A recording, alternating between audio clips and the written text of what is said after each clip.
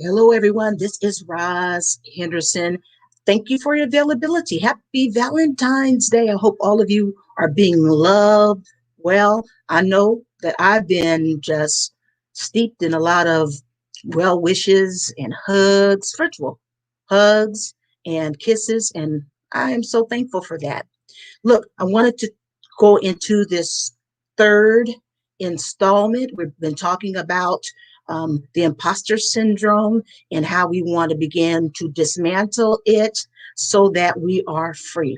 If you're someone out there in the audience who has doubts about your abilities, and it is something that is painful and it's something that is affecting your performance and your relationships, you've got to do something about it. And I'm here to help you do just that. Because, for instance, when we're dealing with doubts, severe doubts about our abilities, we might, for instance, know that we want to do presentations, for instance, because we want to be seen as the expert. We want to be someone who becomes more visible. But every time you're about to do a webinar or go in front of an audience and you're hearing that inner critic screaming so loud that, boy, you give a presentation, you're going to absolutely flop. You're going to forget your lines. You're just going to begin to stutter. If you embrace that inner critic, if it's so much a part of you, then guess what? When you show up, it becomes a self-fulfilling prophecy. You're going to find yourself on stage, the stammering. Okay. So again, and if you continue to embrace that inner critic, then you're going to find yourself presenting less and less. And that is part of your business model, is to get out there and be visible. Now you are hurting your business. So this is an example of many examples in the way that the imposter syndrome can really, really impact your business. And sometimes it is so powerful, it is so strong that you just sit on the sidelines, if not outright throw in the towel because you've been frustrated over and over um, with the many guises that the imposter syndrome takes. It's time for us to grow in our confidence and grow in our ownership of all the skills and gifts that we have been given. So let's do a really brief recap, because in video number one, we used the tool of journaling. This is a tool that I introduced to you in the first video. Why do you want to journal? Journaling is very, very important because you want to be able to really connect to the real you that's in there. And you want to really begin to understand your version of the imposter syndrome. You want to understand that inner critic that's attached to your limiting belief that you have about your abilities. You want to shed light. Anything that has light upon it, now you can understand it and begin to work on it. And I gave you a prompt to work with. The prompt was, where did I pick up the message that my abilities were subpar? That's the first video. You did the journaling, then fantastic. You probably bumped into a memory or two. If you remember, yesterday I talked about Sister Glenann. I talked about my own memory. Sister Glenann was my guidance counselor when I was 17 years old. And boy, she basically told me to be a secretary, even though I stated I wanted to be the first in my family to go to Loyola Marymount University. She cast all these doubts on my intellectual abilities. Now, what we talked about yesterday was the importance of pressing in as we deal with that memory, as we journal that memory, to start pressing into the feelings that we had. In fact, this is your indicator. If you think about a memory 20 years ago and you still are angry, you still feel the shame and embarrassment, that tells you that it needs to be processed. I needed to process my anger, my upset, the shame. I even teared up as I was beginning to work that memory. Okay. So again, hopefully you did that. You got in touch with the feelings that are pinning, that are still pinning that limiting belief that you have about your abilities. Then I said the second step, this is all yesterday. The second step was this. You were to use this as a prompt. What would you say today to the offender? Hey, the offender could even be you. What would you say to the offender today that you were not able to say back then? Honestly, as a 17-year-old, I remained silent. But years ago, I was able to rework this memory with Sister Glenn Ann. Guess what? All I did was told her the truth. I told Sister Glenn the truth, and the truth was is that three teachers at St. Michael's High School gave me sterling, wonderful recommendations. Secondly, I would have told her that you don't know me. As a student, I was a B plus average. I loved school. I was very studious. You didn't know me. You don't know me as a student. The third thing that I would have said to her was that I had already been accepted to Chapman University on a partial scholarship, though my focus was on Loyola Marymount University. Why do you want to rework this memory? Well, even if I told Sister Glenn Ann that in real time, it wasn't for her sake that I did this. I did this for my sake. By refuting what she said with the truth, it allows you, my friends, it allowed me, my friends, to step back and see the big picture instead of honing in on what Sister Glenn Ann thought about my abilities. I could see 360 that, okay, you're one of many people. There's a lot more people who believe in me than just you. It's a lot more people. And it's very good to advocate for yourself. It builds self-esteem. Okay, so those were the things that we did in these last two videos. So I want to talk a little bit today about two more steps that I want you to take. You've taken all those steps.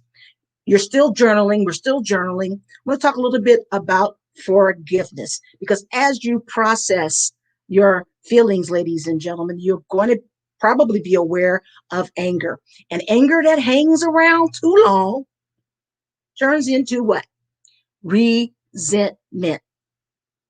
And it's very easy to be angry when you're hurt. Okay. And we oftentimes believe, you know what? I have a right to hold a grudge. I have a right because I've been hurt. I was trampled on. I am the victim here. It sounds logical. However, you pay the price much more than the offender ever will, because you have that trapped negative energy in your body. That resentment hurts you. It hurts your emotional, mental state, and it even influences self-defeating behavior. Can you imagine, again, living with uh, that negative energy for 20, 25, 30 years? You want to free yourself from that. You want to let it go. So now I'm just giving you just the highlights of what I do more so and more fully in my programs. But let's talk about the anatomy a little bit of forgiveness. To forgive, take these steps. I'm just giving you the highlights. Step number one, you're going to name the offense. For me, the offense with Sister Glenn Ann was just being offended that she thought so little of my intellectual power. I would write that down. And you want to understand, as you forgive, the losses. How has hanging on to this anger, hanging on to this resentment, how has it affected you? Because Sister Glenn Ann, she's moved on. How does it affect you? What missed opportunities have you experienced because you're holding on to this resentment? How much more self-judgment is there in you about your abilities because you've been holding on to this anger? How many relationships have you possibly injured because you've been holding on to this anger that does nothing but gets triggered, and there goes that limiting belief becoming alive, and there we are being influenced by it. So get in touch with your losses. It helps you to be able to forgive. And then say aloud, I let this go. I let this resentment go. It's not for me, God, to be the judge. You are the judge. Please take this away from me. Please cleanse me of all of the consequences that have been impacting me because I've been holding on to this anger. Okay, so that's the basic structure of forgiveness. And can I be honest with you? Is that you might have to do it a number of times before you begin to see that the anger wanes, until you begin to see that the limiting beliefs begin to be reduced. It might take a little while to do this. It takes you to keep working this and maybe working this, depending on the severity of the offense. But by practicing this, I tell you, you're going to find that you're clearing up negative energy that you could best use to advance your career, to advance your relationships, and the quality of your life. All right. Now, let's get into our last tip for today, because I believe in crafting good, effective affirmations. We need to put in that place, that empty place. Now that we're ridding ourselves of that anger, we need to put in place new thought patterns.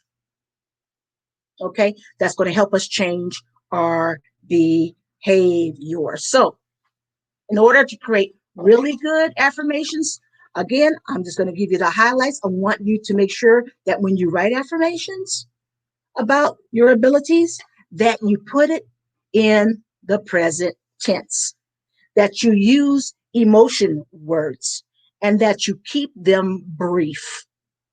Those are the three suggestions that I have about affirmations: that you use action words, that you use emotion words, and that you keep it short and keep it present tense. I also am going to suggest that you say your affirmations morning, noon, and night. Just take 5 minutes. Just take 5 minutes and say your affirmations aloud. I want as many of your five senses engaged with these affirmations as possible. In regard to Sister Glenann, for instance, I could write something like, I joyously thank God for every talent that He's given me. I eagerly develop my assets. I take classes like a debate class because I want to passionately develop my critical thinking skills. I want to help people grow through the talents that have been given to me. All right. Do you hear some of the feeling words in there? Joyously, eagerly, passionately. Those are emotion words that really do engage with us as we say our affirmations aloud. Do you hear the action words? Okay. Let's see. Develop, take, practice. All of those are action words. Okay. So form them in this way. Okay. And repeat them. Repeat them at least for 30 days, 3 times a day, morning, noon, and night. Take 5 minutes at a time. Say them aloud because you need to download some new ways of thinking to help you replace that negativity that you had towards your abilities. All right. So, what have we learned? I'm going to call this a mini series, a mini seminar. We learned a whole lot. We use journaling as our methodology to begin to start getting in touch with our real self and our brand of imposter syndrome. We learned about the value of being able to just sit in and embrace feelings from the past. Okay. We've been able to learn how to step back and be more objective. We learned today about the power of forgiveness. And we also learned about how to craft affirmations so we get more bang for our buck. I'm going to ask you to do it in this sequential order because it'll be much more effective when you do that. What I taught is powerful. You can do this on your own and get results, most definitely. But even more results. You can go even more deeply when you book or schedule a time with me. I am a cognitive behavior practitioner and can help you go deeper so that you get more results. Do that. Let's talk about how we can work together. I'm going to give a bonus feature tomorrow. I want to talk about your action plan. Okay. We've gone through the emotional and we've gone through how we can transform our beliefs. Now let's talk about what we need to do to walk in a new direction and be able to embrace all of our gifts. So I will see you tomorrow. Thanks for showing up. Until next time, peace and blessings, everyone. Bye bye for now.